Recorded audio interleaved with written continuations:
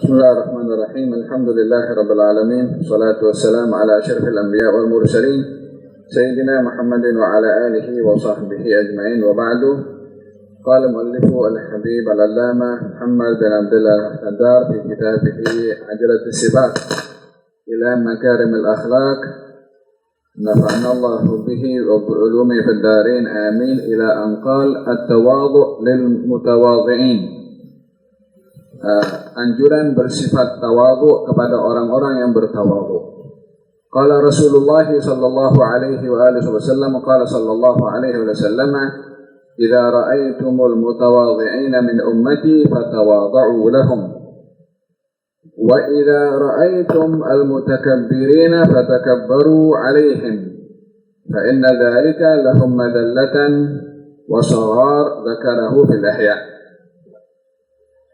Baginda Rasulullah sallallahu alaihi wasallam bersabda, bila mana kamu melihat orang-orang yang bertawadhu daripada kalangan umatku, maka hendaklah engkau bertawadhu juga kepadanya.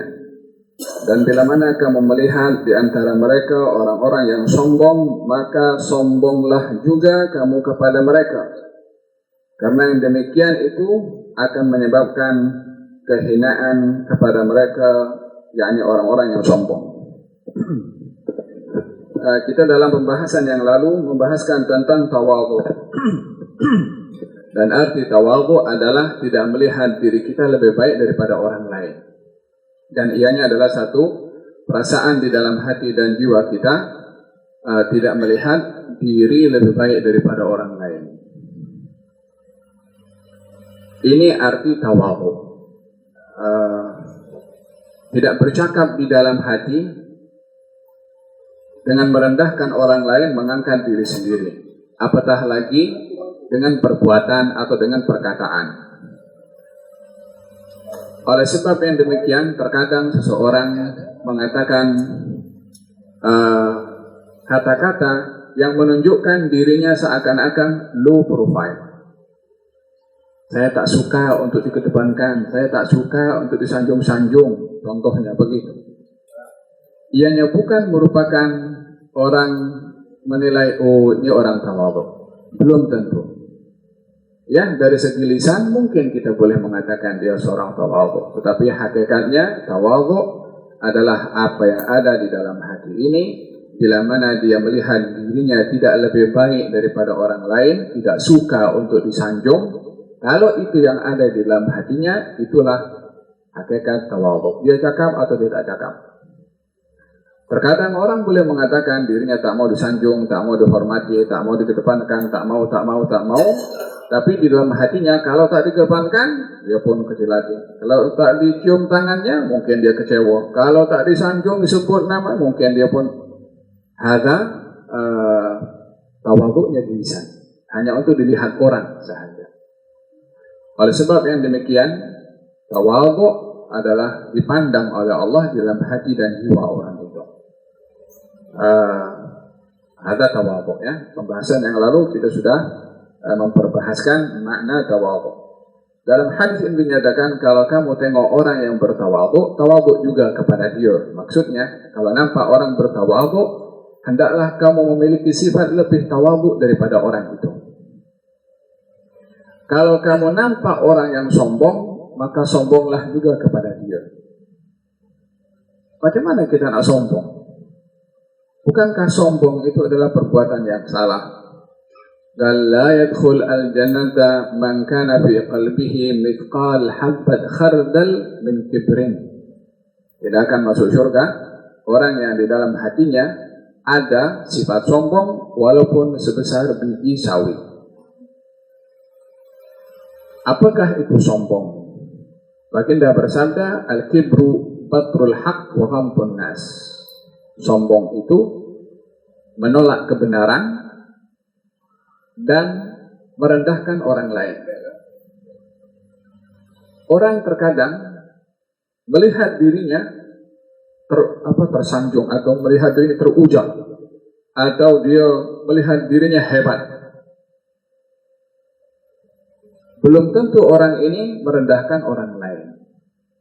Orang yang melihat dirinya hebat namanya ujub atau ghurur. melihat dirinya hebat. Tapi sombong lebih daripada itu, melihat orang lain lebih rendah daripada dia. Permulaan sombong itu ujub dulu, melihat diri hebat, lepas itu baru merendahkan orang lain. Oleh sebab itu diasingkan penyakit hati ini antara ujub, bangga diri, dan sombong.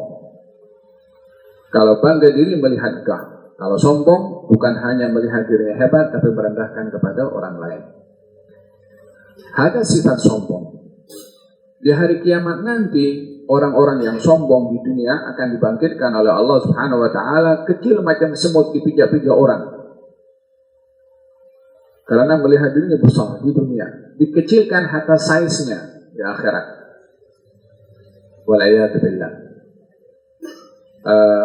Dan ianya adalah yang menjadi sebab kepada terusirnya iblis daripada tempat yang sangat baik, dari surga, disebabkan oleh karena sifat sombong. Baginda bersabda, kalau kau nampak orang sombong, sombonglah kepada dia. Sombong yang dimaksudkan di sini adalah bukan sombong di dalam hati, tapi sombong luaran. Kalau akan bersifat sombong kepada orang yang sombong,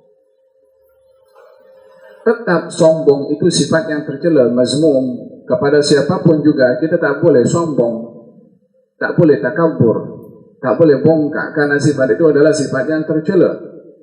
Hatta kepada orang yang sombong juga, yang dilarang orang berbuat sombong, bersikap sombong adalah kalau hatinya merasa merendahkan kepada orang lain. Tetapi bila mana dia bersifat sombong kepada orang sombong, luarannya sahaja, hatinya tidak. Ini yang dimaksudkan sombong kepada orang yang sombong itu sedekah. Dan ini sedekah kepada siapa? Orang yang sombong. Apa sebabnya? Supaya orang yang sombong itu tidak makin sombong bila mana berhadapan dengan orang yang sombong. Apa sebab orang sombong? Bila mana dia tengok dirinya hebat atau ingin merendahkan kepada orang lain. Kalau orang mengikap kepada dia dengan sikap yang sama, maka dia pun tak akan menyikapi kesombongan dengan orang yang sombong. Sama-sama sombong, tapi luarannya, bukan dalamannya. Kalau dalamannya tetap tak diperbolehkan merendahkan sesiapapun juga. Jangankan ahli taat, ahli maksiat pun kita tak boleh merendahkan kepada orang lain dengan hati kita. Ya, hari ini kita nampak dia bermaksiat, esok, lusa, kita pun tak tahu kita punya nasib hari ini dan esok macam mana. Mungkin yang kita rendahkan hari ini, esok dia dapat hidayah. Kita yang menganggap lebih baik esok bergelincir dengan maksiat dan tak diampunkan, wal'iyadzubillah, kita tidak dapat menilai kemuliaan diri sendiri dengan hanya melihat maksiat yang dilakukan oleh orang lain. Dan maksud hadis ini, sombong kepada orang yang sombong, luarannya sahaja. Macam mana sombong kepada orang yang sombong? yakni tidak dinampak dengan kata-kata kita atau perbuatan kita, seakan-akan kita mensanjung-sanjung kepada dia atau perlu kepada dia ataupun menginginkan sesuatu daripada dia. Nah, contohnya orang yang dia kalau orang itu sombong, dan dia kalau bersalaman kita duduk tak bangun kepada dia. Apa nak tunjuk sombong juga kepada dia supaya dia tidak merasa makin sombong dengan kita, tunduk kepada dia. Tujuannya adalah menunjukkan demikian supaya dia tidak makin sombong dengan kesombongannya bila mana dibalas dengan sombong juga.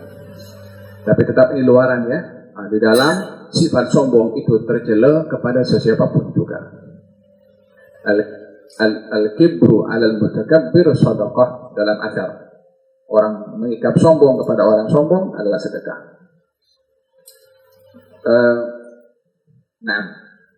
Tawadhu al-mu'min lil mu'minin siyama in man kana asannu minhu. Dan sifat tawadhu kepada orang-orang beriman khususnya bila mana orang beriman tadi lebih tua daripadanya. Ini aspek usia. Yang kedua, au kana aliman, atau lebih berilmu. Itu pun kita perlu untuk bertawadhu karena ilmunya. Yang ketiga, au amiran adilan, atau seorang pemimpin yang adil, maka kita bertawadhu kepadanya karena sebagai seorang pemimpin. Au qariban, atau orang yang dekat dengan kita, yakni yang ada hubungan rapat dengan kita. Ada 3 aspek: usia, ilmu, dan juga kedudukan dia sebagai seorang pemimpin. Dan yang keempat adalah seorang yang dekat dengan kita, baik itu sahabat atau keluarga. Tawadhu lil mu'minin, tawadhu lil mu'min huwa tawadhu lillahi wa ijlal lahu, siyama at-tawadhu lil 'alim wasyaib wasultan lil 'adil. Hakikat orang bertawadhu kepada orang beriman karena usianya, karena ilmunya, karena kepemimpinannya, atau karena kekerabatannya, adalah hakikatnya dia bertawadhu kepada Allah Subhanahu wa taala, yang memerintahkan kepada kita untuk bertawadhu kepada orang berilmu, kepada orang tua, kepada pemimpin yang adil. Qala alaihi salatu wassalam, inna min ijlalillah ikram di asyabatil muslim wa hamilul Qur'an ghaira al-ghali fihi walal jafi an, wa ikram di as-sultan al-muqsit, rawahu Abu Dawud. Sesungguhnya bahagian daripada mengagungkan Allah adalah memuliakan orang tua. Dan orang tua maksudnya orang yang lebih tua umurnya, bukan orang tua kita yang melahirkan kita. Orang tua yang lebih tua umurnya, yang muslim. Orang yang membawa Al-Quran, yang tidak melampaui batas dan tidak menjauhkan diri daripada Al-Quran, maknanya yang memahami dan mengamalkan. Yang ketiga adalah memuliakan kepada pemimpin yang adil. Termasuk daripada memuliakan dan mengagungkan Allah, bila mana kita bertawadhu, merendah diri kepada orang lebih tua, orang yang lebih berilmu, dan pemimpin yang adil. Dan dalam hadis Nabi Shallallahu Alaihi Wasallam, ketika datang 2 orang berselisih dengan baginda Rasulullah, kepada baginda Rasulullah untuk menyelesaikan permasalahan antara adik-beradik. Maka ketika masing-masing ingin mendahului yang lain untuk bercakap dan menyampaikan case, Nabi bersabda, kabir, yang tua dulu bercakap. Maka dalam hal ini ada hak manusia daripada segi usianya yang lebih tua daripada kita. Bahkan dijadikan di dalam syarak orang yang sama rata ilmunya, kalau nak jadi imam, maka tengok siapa yang lebih tua.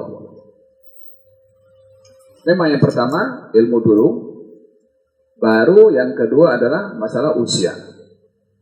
Kalau ada orang lebih tua dan orang lebih berilmu, tentu yang lebih berilmu adalah lebih utama untuk menjadi imam, karena imam dalam sembahyang itu menuntut kepada orang akan ilmu, bukan usia. Maka yang berilmu diutamakan. Tetapi kalau dalam ilmunya sama, maka yang lebih tua. Oleh sebab yang demikian, menghormati orang tua adalah bahagian daripada menghormati kepada Allah Subhanahu wa taala, karena usia yang mempunyai hak untuk disanjung dan dimuliakan berbandingkan kepada yang lebih muda. Laisa minna man lam yarham saghirana wa lam yuwaqqir kabirana. Bukanlah bahagian daripada golongan kami, kata Nabi, orang yang tidak sayang kepada yang lebih muda dan tidak hormat kepada yang lebih tua. Diminta penghormatan kepada orang yang lebih tua. Bila mana nampak orang tua berdiri dan kita duduk, maka kita berikan kursi kita kepada dia. Bila mana nampak orang tua berjalan, maka kalau kita nak potong, jangan main potong saja macam tu. Ya, ini kalaupun nak potong tergesa-gesa, lalu minta maaf, nak lalu dulu macam tu. Yani hormat kepada orang tua. Ini orang tua yang lebih tua dari usianya daripada kita. Termasuk menghormati orang tua di dalam cara menegur. Bila mana ada orang yang lebih tua daripada kita berbuat salah, maka cara tegurannya pun juga teguran hormat, teguran adab. Jangan karena ilmu kita rendahkan orang yang lebih tua daripada kita, hatta kita lebih alim, hatta dia lebih banyak ilmunya. Orang tua mempunyai hak dihormati karena usianya. Dalam satu peristiwa ada seorang tua tak kemas dalam berwudu, yakni wudunya itu kocar kacir. Dinampak oleh Al-Hasan dan Husain. Katanya macam mana nak tegur orang tua itu? Ditegur nanti marah pula. Karena bila mana orang tua ditegur yang dengan yang lebih muda, biasanya walaupun tidak selalunya, teguran itu amat sensitif. Kalau tidak tepat cara menegur kepada orang yang lebih tua. Olehada baginda Rasulullah kalau menegur kadang-kadang menggunakan sindiran. Ma balun nas. Kenapa gerangan ada orang berbuat begini, walaupun yang dimaksud orangnya ada di hadapan, tapi tak ditujukan langsung oleh Nabi dalam bentuk sindiran supaya tak tergores, untuk menjaga perasaan orang yang ingin ditegur. Oleh sebab yang demikian, bila mana ingin menegur, tegurlah orang itu dengan yang halus, supaya yang ditegur itu tak tergores dan boleh menerima teguran. Maka mereka berdua berpakat satu dengan yang lain, baik kita bagi tahu kepada orang tua itu supaya dia jadi hakim untuk menentukan wudu kita persembahkan kepada dia cara berwudu, lepas itu minta kepada dia untuk menilai. Yani disanjung dulu, diangkat dulu. Bagi tahu kepada orang tua, ya Syekh, kita ada masalah dengan saudara saya tentang wudu, bolehkah Tuhan untuk menilai wudu kami berdua dan beritahu siapa yang betul dan siapa yang salah. Kata orang itu, oke. Dia disanjung dulu dia, dia pun setuju. Wudu Al-Hasan sempurna, wudu Al-Husain sebiji macam Hasan. Kata orang tua itu, jazakallah khair, terima kasih, aku yang salah. Sebab tak nampak beza, yang beza wudunya dia sendiri. Faham dong? Walihada teguran kepada orang tua pun juga dengan teguran hormat sebagai tanda memuliakan kepada orang tua. Dan juga di antara orang yang perlu untuk dimuliakan atau bertawadhu kepada mereka adalah orang yang berilmu. Dan tidaklah orang itu dikatakan baik bila mana tidak menghormati orang yang berilmu.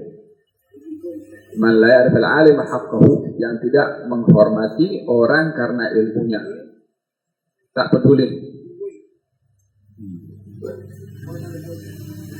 Aspek yang kedua untuk orang yang berilmu, untuk kita bertawadhu kepada dia walaupun kita lebih tua daripada dia.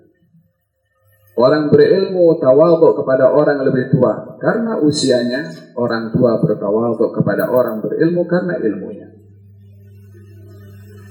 Masing-masing memiliki kelebihan yang diberikan oleh Allah, walaupun dalam hal ini ilmu adalah tidak boleh ditandingi oleh mana-mana kemuliaan yang lain yang akan mengangkat derajat seseorang. Tidaklah karena usia melebihi daripada derajat orang berilmu derajatnya di sisi Allah, walaupun masing-masing mempunyai hak untuk dihormati dan bertawadhu kepada mereka. Dahulu ada Al-Habib Tahir Al-Haddad, dan Al-Habib Tahir Al-Haddad, Hasan bin Tahir Al-Haddad dan Ali bin Tahir Al-Haddad di Indonesia. Mereka ini adik-beradik tapi punya sama-sama berilmu, punya tawadhu luar biasa. Sehingga kalau si adik berziarah kepada si abang, tak balik daripada rumah abang kecuali abang yang suruh balik. Dan kalau meletakkan dia punya selipar, tak berani letak selipar di samping seliparnya abang belakang. Dan kalau berjalan, tak mau berjalan di samping terus abangnya belakang. Sama-sama orang berilmu, tapi menghormati yang lain karena usia, karena satu adalah abangnya, walaupun adiknya adalah orang yang alim juga. Ini sirah yang kita nampak daripada kita punya salaf di Hadramaut. Al-Habib Tahir bin Husain bin Tahir dan juga Al-Habib Abdullah bin Husain bin Tahir, adik-beradik juga, pun juga memiliki sifat tawadhu satu dengan yang lain. Mungkin dalam saya ingat Al-Habib Muhammad bin Saleh Al-Attas ada cerita tentang tawadhu'nya Imam Umar bin Abdurrahman Al-Attas dan juga Imam Abdullah bin Ali Al-Haddad. Waktu itu umur Imam Al-Haddad dengan Umar bin Abdurrahman Al-Attas jauh umurnya. Al-Haddad masih muda, Umar bin Abdurrahman sudah tua.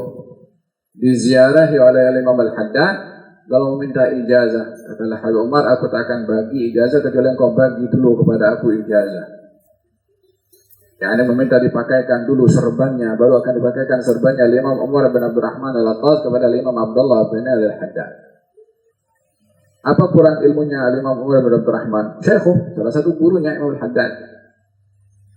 Tapi Imam Umar bin Abdurrahman Al-Attas tengok karamahnya, istiqamahnya, kedudukannya, rahasianya Imam Al-Haddad, sehingga beliau pun juga menghormati karena kedudukannya di sisi Allah. Engkau pakaikan dulu kepada aku, lepas itu aku pakaikan kepada engkau. Ada tawadhu antara al-ulama. Nah, juga bertawadhu kepada pemimpin yang adil, pemimpin yang adil. Nah, dan salah satu habaib di Hadramaut diziarahi oleh pemimpin negara. Ketika diziarahi disambut dengan sambutan yang luar biasa.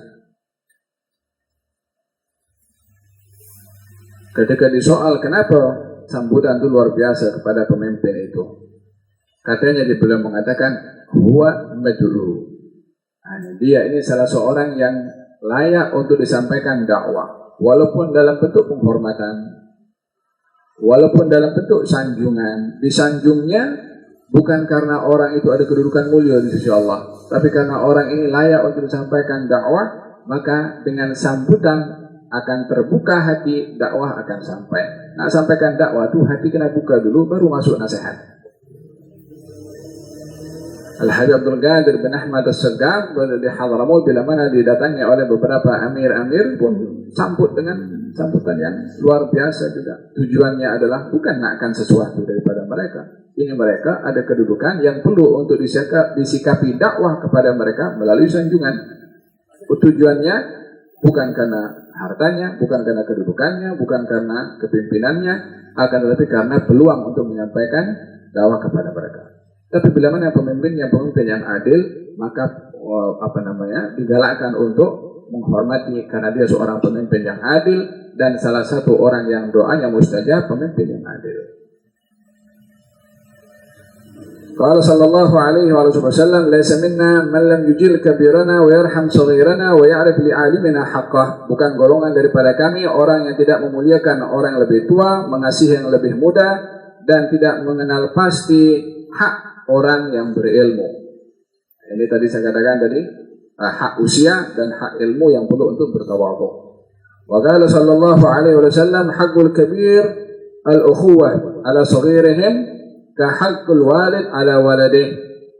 Baginda Rasulullah bersabda, hak orang yang lebih tua dari persaudaraannya terhadap yang lebih muda umpama hak ayah kepada anak. Macam tadi saya gambarkan adik-beradik tentang Al-Habib Tahir bin Husain bin Tahir Al-Haddad dan juga Al-Habib Alwi bin Tahir Al-Haddad. Adik-beradik tapi hormatnya, tawadhu'nya satu dengan yang lain luar biasa. Apa sebab? Karena hak abang terhadap adik umpama hak ayah kepada anak. Faham toh? Tak ada gaduh dulu. Adik-beradik tak ada gaduh. Semuanya hidup rukun dan saling mendahulukan yang lain.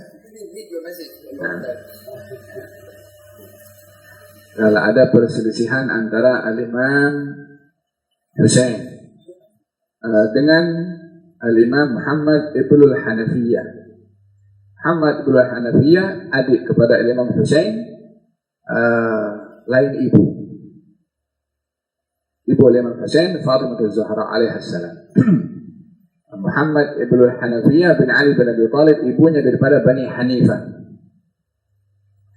Ketika mereka berselisih tentang satu permasalahan, Kemudian orang pun pujuk. Kepada siapa? Kepada Imam Muhammad Ibnu Al-Hanafiyah. Katanya, ini abang engkau. Yang muda kena hormat kepada yang tua. Engkau kena datang meminta maaf kepada dia.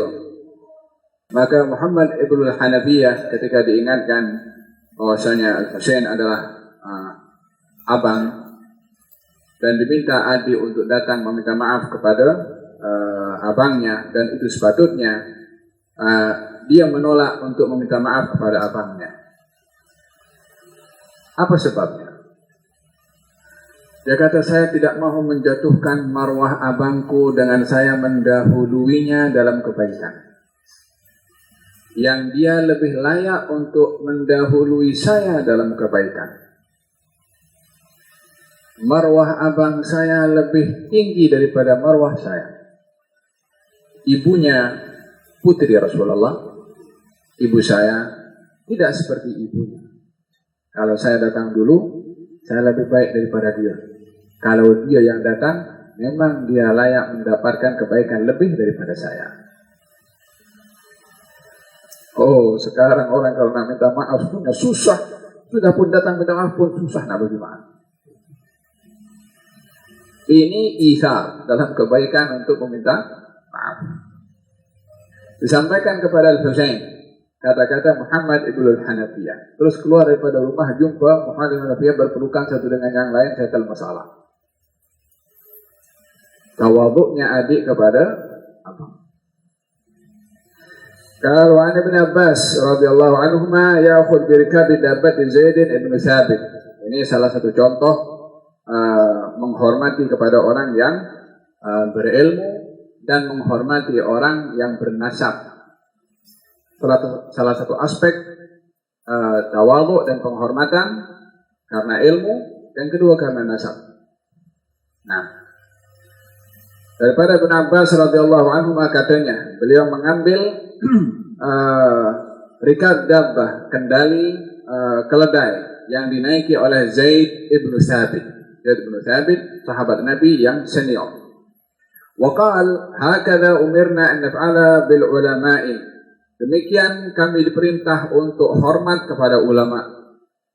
yakni melayan. Naik kendaraan dipandu kendali keledai yang dinaiki oleh Zaid ibn Thabit oleh Abdullah ibn Abbas. Waktu itu Abdullah bin Abbas datang daripada rumahnya ke rumah Zaid bin Thabit untuk menanyakan beberapa soalan. Disebabkan Abdullah bin Abbas sahabat yang muda, Zaid bin Thabit sahabat yang lebih tua. Tentunya ilmunya, masanya bersama Rasulullah lebih daripada Abdullah bin Abbas. Maka datang ke depan Zaid untuk menanyakan beberapa perkara yang tak diketahui oleh Abdullah bin Abbas. Maka ketika datang ke rumahnya dan Zaid bin Thabit keluar, maka ketika menaiki keledai, maka Abdullah bin Abbas terus ambil kendali keledai itu dan dipandu.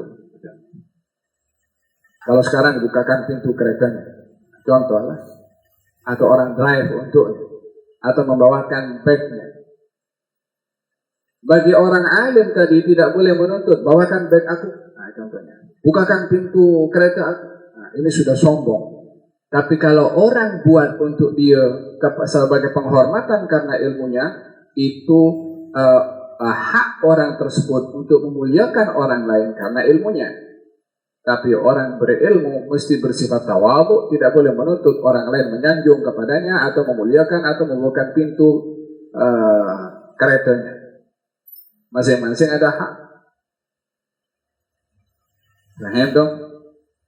Gal Sayyidina Al-Kisai. Kisai ini salah seorang daripada ahli Quran yang mengajarkan anaknya Harun Ar-Rashid, Al-Amin dan Al-Ma'mun, mengajarkan Al-Quran. Bila mana selesai mengajar nak balik, Al-Amin dan Al-Ma'mun berebut untuk mengambil selipar Al-Kisai untuk diletakkan di hadapannya gurunya. Dua-dua ini anaknya Amirul Mukminin Harun Ar-Rashid. Al-Kisai mengatakan, kamu ambil satu, kamu ambil satu. Pasal mereka berebut satu dengan yang lain, satu-satu ambil. Ya, diajarkan adab begitu. Ianya adalah sebagai bahagian daripada adab kepada orang berilmu, karena ilmunya bukan dia minta untuk dihormati, tidak, tapi adab kepada ilmu. Atau juga adab kepada orang-orang yang berilmu. Dari Sayyidina Ahmad bin Zain al-Habsyi kalau datang kepada Imam Abdullah bin al-Haddad di rumahnya, dia mengatakan, amurru ala diyar Layla wa uqabbilu dzal jidar wa dzal jidara wa ma hubbu diyar syarafna qalbi walakin hubbu man sakana diyara. Aku lalu di hadapan rumahnya Layla. Layla ini digunakan oleh ahli tasawuf, artinya al-mahbub. Walaupun jelas nama zahirnya macam nama perempuan, tapi bukan itu maksudnya sebut Layla nama perempuan, tidak. Tapi Layla maksudnya al-mahbub, orang yang disayang. Saya lalu di rumah orang yang saya kasihi, dan saya cium dinding rumah orang yang saya kasihi. Bukanlah saya cium dindingnya karena dinding, tapi karena yang ada di sebalik dinding itu orang yang saya sayang. Rumahnya Al-Imam Abdullah bin al-Haddad. Tawadhu'nya kepada orang yang berilmu. Baik. Hada hormat kepada orang yang berilmu. Dan Imam Syafi'i bila mana ada di hadapan Imam Malik, katanya, aku tak berani buka lembaran buku itu dengan suara yang keras, khawatir mengganggu konsentrasi Imam Malik. Hormat kepada guru. Kita punya zaman sekarang ini, tengah majelis ta'lim WhatsApp, wa illa video call, wa illa macam-macam lah sekarang. Boleh sempat angkat telepon lagi. Ya, halo, ini majelis ta'lim, majelis ilmu. Kalau emergensi, bawa keluar, supaya tidak dilihat tidak sopan kepada majelis ilmu. Bukan salah untuk orang menjawab telepon bila mana emergensi. Setiap orang ada pengecualian. Hanya supaya tidak dilihat dia kurang sopan dalam majelis ilmu, bawa handphonenya keluar. Cakap luar tak apa. Tapi bila mana dia dalam majelis ilmu, cakap telepon, kemudian sempat SMS pun juga, ini adab kepada ilmu kurang. Oleh sebab itu berkat ilmunya pun juga kurang. Bergantung kepada sikap kita kepada ilmu dan adab kita kepada ilmu, kita dapat barakah ilmu. Jangankan ilmunya, barakah itu yang kita perlukan. Paham toh? Qal hakala umirna an naf'ala bi ulama'ina. Demikian yang diperintahkan kepada kami untuk menghormati orang-orang alim di antara kami. Kata siapa? Kata Abdullah bin Abbas kepada Zaid ibn Thabit. Khidmat, layan, hormat kepada guru atau kepada seorang alim. Sampai ke destinasi, faqabbala yada bin Abbasin, maka Zaid ibn Thabit ambil tangannya Abdullah bin Abbas, dicium. Kata bin Abbas, apa ini wahai sahabat Rasulullah? Katanya, hakadha umirna an naf'ala bi ahli baiti Rasulina. Demikian kami diperintahkan untuk bersikap kepada ahli keluarga Nabi kami. Paham dong? Mencium tangan ini adalah ada di zaman Nabi Shallallahu Alaihi Wasallam. Bahkan di zaman baginda Rasulullah, orang yang mendatangkan sunnatul musafahah, sunnah berjabat tangan, adalah orang Yaman. Ketika ditanya kepada Rasulullah, ya Rasulullah, adakah kalau kita saling bertemu, saling menunduk, rukuk? Kata Nabi, tidak. Adakah kalau bertemu berpelukan? Kata Nabi, tidak. Lalu bagaimana? Gal bersalaman. Kecuali kalau orang itu datang daripada jauh, musafir, baru dibenarkan untuk berpelukan. Itu pun bukan kepada semua orang. Kalau semua orang berpelukan, tak habis-habis musafahannya. Kalau zaman baginda Rasulullah SAW, ketika peperangan Khaybar. Nabi dapat menawan Khaybar. Tak lama daripada itu Ja'far bin Abi Thalib datang daripada Habasyah menuju ke Khaybar. Sampai di Khaybar Nabi nampak Ja'far datang, Nabi bangkit, Nabi pergi, Nabi kucuk keningnya dan Nabi peluk kepada Ja'far. Ini dikatakan bahwasanya sunnah atau boleh untuk menyambut tetamu yang datang daripada luar dengan berpeluk, dengan mengucuk keningnya. Paham dong? Tapi ini berpadan-padan ya, kalau Habib besar datang, kita pun nak pegang kepala tuh Habib kena kucuk keningnya. Saya rasa ini tak kena tempat. Itu yang kita nampak kadang-kadang di sini, pegang kepala Habib Allah.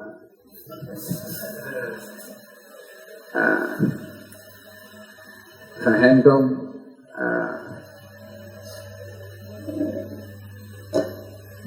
Hakadha sikap Nabi sallallahu alaihi wasallam. Awal orang yang mendatangkan sunnatul musafahah adalah orang Yaman. Baginda bersabda, tidak bertemu dua orang muslim dan berjabatan tangan kecuali Allah Subhanahu wa taala akan menggugurkan dosa daripada kedua-duanya selesai daripada berjabat tangan. Pada dasarnya berjabatan tangan adalah sebagai satu wasilah dalam salam. Setelah salam yang diucapkan, berjabatan tangan. Ya, ini wasilah untuk mendapatkan pengampunan dosa. Adapun mencium tangan, di zaman baginda Rasulullah SAW, as-sahabat cium tangan Nabi, cium kaki Nabi, bukan hanya tangan saja. Mencium kaki Nabi pun ada, sebagai tanda sanjungan mereka yang luar biasa kepada baginda Rasulullah. Dalam hadis Imam Tirmidzi dan macam-macam ahli hadis menyatakan tentang penghormatan sahabat kepada baginda Rasulullah, mencium sampai kepada bahagian lutut kaki Nabi SAW.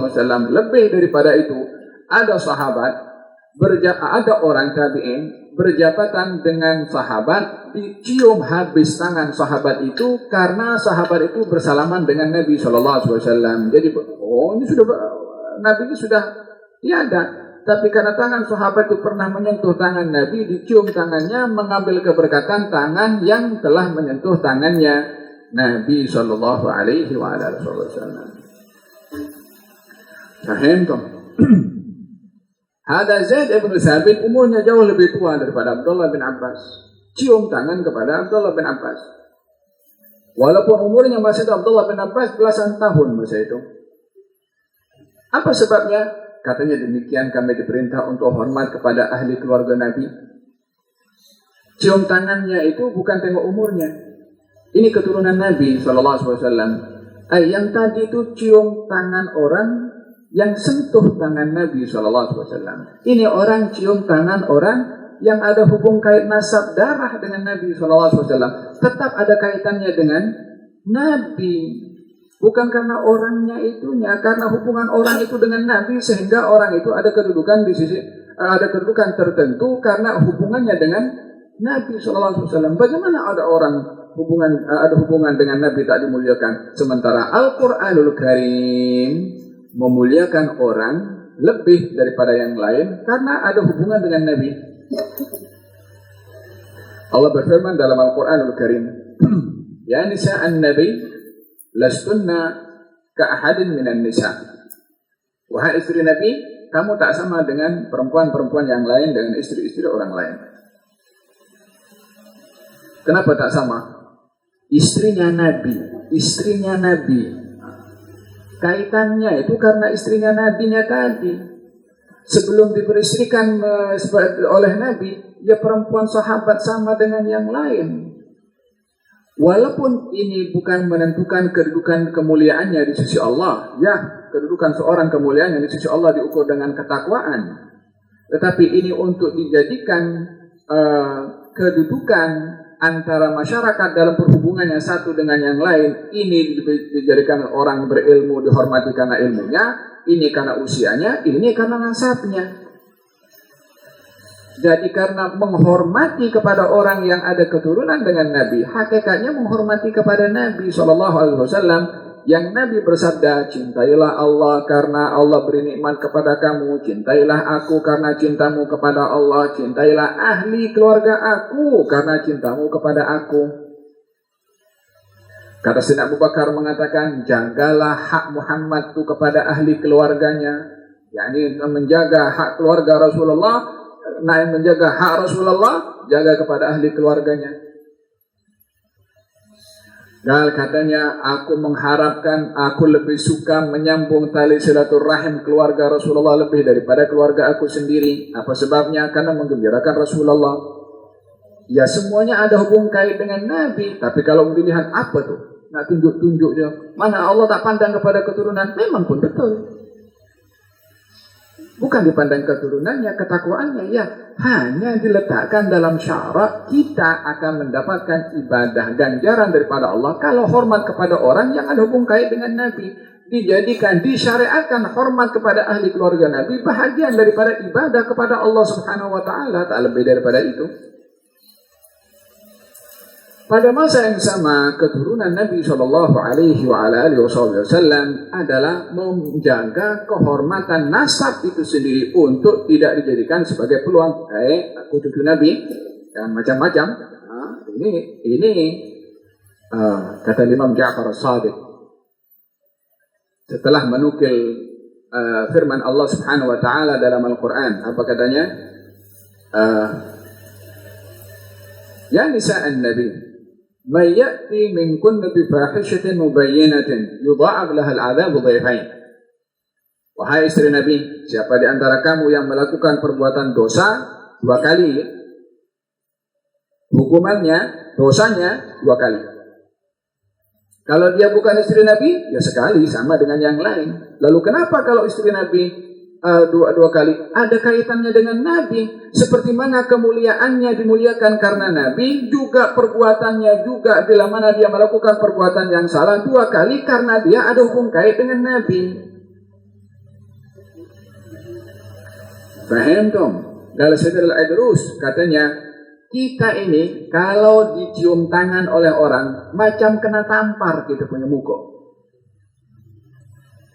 Kalau orang cium sampai kepada kepada lutut sini, macam kita kena ludah kita punya muka.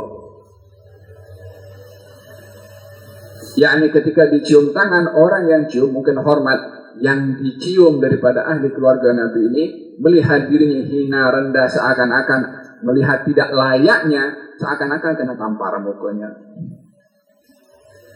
Itu yang patut ada ketika seseorang itu mencium tangan karena hormat, dan yang dicium tangan pun jangan sombong. Kan elok macam itu. Dulu di Hadramaut kita kalau bersalaman dengan orang-orang, dulu masih kita dudukkan majelis, ada orang tua, umurnya mungkin hampir 70 tahun. Kemudian sampai lambat kita salaman, nah cium tangan, kita pun terbiasa berjumpa dengan orang tua, salaman cium tangan. Kemudian dipegang sama dia, ditarik. Min main, siapa? Ali bin Abu Bakar Al-Hamid. Diambil tangan, dicium oleh dia. Enta tak boleh cium tangan orang. Daripada mana dia bercakap begitu? Tarbiyah untuk hormat kepada orang yang ada kedudukan dan ada hubungan dengan baginda Rasulullah SAW. Ini syariat. Bukan nak menunjuk siapa yang lebih mulia, tapi ini adalah syariat yang ditetapkan di dalam syarak. Baik, berapa sekarang? Yang Meli kalau datang sudah habis sudah. Ya Rasulullah alaihi wa alihi wasallam, la'anallahu azza wa jalla faqiran tawadha'a li ghaniyyin min ajli malihi, man fa'ala dhalika minhu faqad dhahaba thulutha dinihi. Kalau baginda bersabda sallallahu alaihi wasallam, Allah akan melaknat seorang fakir yang bertawadhu kepada orang kaya disebabkan karena hartanya. Barang siapa yang berbuat demikian, 2/3 daripada agamanya akan hilang. Bertawadhu karena harta. Beza dengan orang tawadhu karena usia, karena ilmu, karena nasab, karena pemimpin yang adil. dengan orang bertawadhu kepada orang lain karena hartanya. Gal 2/3 daripada agamanya hilang, yakni marwah agamanya akan hilang bila mana bertawadhu kepada orang lain karena hartanya. Berbeda dengan sifat mudarah. Al-mudarah adalah kita bertawadhu kepada orang lain, mungkin karena hartanya, orang yang bukan karena hartanya, tapi orang itu berharta atau orang berkedudukan, semata-mata untuk menawan hatinya, bukan karena hartanya, bukan karena jabatannya, bukan karena keinginan keduniaannya. Aku kena tawadhu dengan fulan tuh, kalau tak aku tak dapat gelaran datuk nanti susah ini. Paham dong? Bertawadhu kepada orang karena harta 2/3 daripada kebanyakan hilang. Tetapi bila mana bertawadhu kepada orang kaya, bertawadhu kepada orang yang bangsawan, bertawadhu kepada orang yang berjabatan, tujuannya bukan karena jabatannya, bukan karena hartanya, bukan karena apa yang akan diberikan daripada kepentingan keduniaan. Semata-mata ingin menyampaikan risalah, hidayah, taufik, nasihat kepada dia. Maka ini namanya mudarah, yakni mengorbankan dunia untuk akhirat. Itu diperbolehkan. Yang tak boleh mengorbankan akhirat untuk dunia. Kita bertawadhu untuk mendapatkan keduniaan. Tawadhu ini diperintahkan oleh Allah, ada kaitannya dengan akhirat. Dunia adalah yang menjadi tujuan. Ini namanya mudahana. Biasanya orang tawadhu kepada orang mengorbankan keduniaannya untuk akhirat diperbolehkan, bahkan digalakkan. Mengorbankan akhirat untuk keduniaan, ini yang dilarang, yang namanya mudahana. Orang bertawadhu kepada orang lain karena kekayaannya adalah namanya mudahana, dan ia yang dilarang. Wallahu ta'ala alam bisawab. Allah siti kita bahas ya.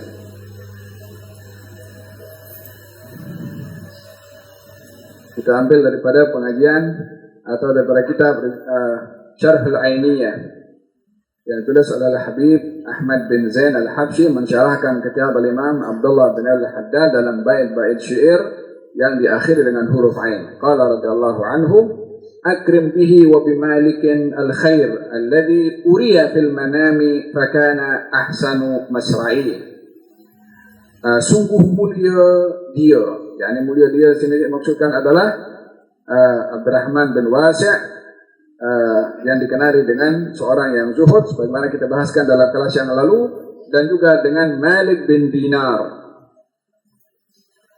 Malik bin Dinar ini dahulu orang yang dikenali dengan orang yang pemabuk, nakal, banyak berbuat maksiat, menjadi orang besar. Malik bin Dinar. Apa sebab? Beliau cerita bagaimana ada ceritanya boleh menjadi mabuk, dan supaya tidak merendahkan kepada orang yang kita nampak dia mungkin maksiat, mungkin dia nakal, mungkin dia banyak berbuat dosa. Ya hari ini kita nampak macam itu. Dia mengatakan, kuntu syurtiyan munhamikan fi syurbil khumur. Saya ini dulu seorang syurtiyan, macam pengawas polis yang selalu minum arak. Wulidat li jariyatun bintan. Saya memiliki hamba sahaya, yang daripada hamba sahaya itu lahir anak perempuan. Fa'aliftul bint, maka saya pun suka kepada anak itu, yakni punya kasih sayang yang luar biasa kepada anak itu. Wa kanat tutayyir al-khamr ala thawbi. Satu hari budak itu tuangkan atau menumpahkan arak pada baju aku. Tak lama daripada peristiwa itu, budak itu meninggal dunia. Fa akmadani al-huzn. Saya sedih sangat. Falamma kana lailatul nisfi min Sya'ban, ketika bertepatan dengan malam nisfu Sya'ban, wa kanat lailatul Jum'ah, malam itu malam Jumat. Bittu thamalan minal khamr, saya tidur dalam keadaan mabuk, yakni saya minum arak, khayal. Walam usalli al-isya, dan saya belum salat isya. Ra'aitu ka'anna ahlal quburi qad husyiru. Saya bermimpi seakan-akan orang kubur sudah dibangkitkan dan diberdirikan di padang mahsyar. Wa ana ma'al khalq, dan saya termasuk orang yang berada di padang mahsyar. Fa sami'tu hissan min wara'i. Saya mendengar ada sesuatu bunyi-bunyian di belakang saya. Fa idza bid-tannin. Saya noleh ke belakang, ular besar. Awal mayakun, yang saya tak pernah lihat ular sebesar itu. Azraq, biru, aswad, hitam. Qad fataha fahu atau futiha fahu, mulutnya terbuka mengangah macam itu. Wa musri'an nahwi, ular itu dengan lajunya menuju kepada aku. Faharabtu, saya lari daripada dia. Falaqitu syaikhan, saya jumpa orang tua. Fasallamtu alaih, saya ucap salam kepada dia. Qultu lahu, aghithni, wahai orang tua, tolong aku. Kata orang tua mengatakan, ana dhaif, saya lemah, tak boleh tolong kamu. Wa hadha aqwa minni, ini ular yang kejar kamu lebih kuat daripada aku. Fasa'idtu ala syarafin, saya naik ke atas lagi. Fa asyraftu ala tabaqatin nar, saya lihat ada perengkat-perengkat neraka. Begitu ahwi fiha, hampir saja saya masuk ke neraka. Min faza'it tinni, karena takut sangat dengan ular yang mengejar. Fanuditu, maka saya dipanggil. Lasta min ahliha, kamu bukan termasuk penduduk neraka. Faraja'tu anhu ila syekh al-awwal, saya patah balik daripada tempat itu kembali kepada orang tua tadi itu. Faqal, maka dia menasihati kepada saya, sir ila hadzal jabal, pergilah kamu lalu gunung ini. Mudah-mudahan Allah Subhanahu wa taala anugerahkan kepada kita sifat tawadhu insyaallah. Dan dapat dilihat sifat tawadhu itu terserlah dalam kita punya kata-kata, dalam kita punya perbuatan, dan hakikatnya adalah lekat ada di dalam kita punya hati insyaallah.